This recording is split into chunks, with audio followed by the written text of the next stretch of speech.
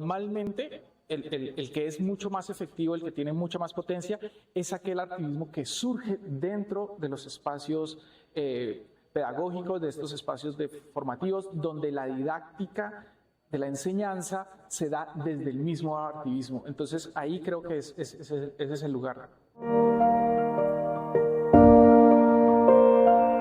Investigación, creación, pues en cierta forma es redundante porque los procesos de investigación siempre implican creación.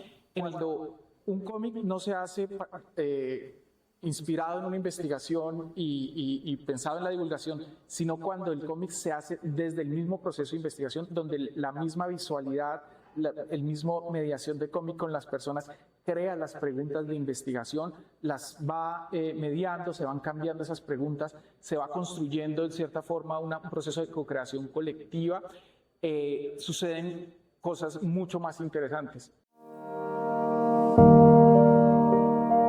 Hay casos donde investigadores han estado temporadas largas de 2 años trabajando con una comunidad, pero llegan los dibujantes un fin de semana y esos dibujantes logran que las personas comuniquen cosas que no han comunicado en 2 años, y es producto de esos procesos de mediación a través de la gráfica o de las narrativas visuales.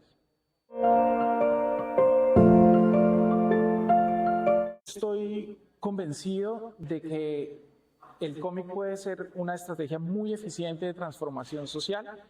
Lo es en cuanto, primero que todo, en la experiencia lectora. O sea, el espacio en blanco entre viñetas es un espacio que se llena desde las mismas experiencias de las personas. Entonces no todo el mundo lee de la misma manera. Las mismas personas pueden tomar decisiones frente a esos disensos, pueden tomar esa posición activa, inclusive frente a esos lugares donde no hay acuerdos.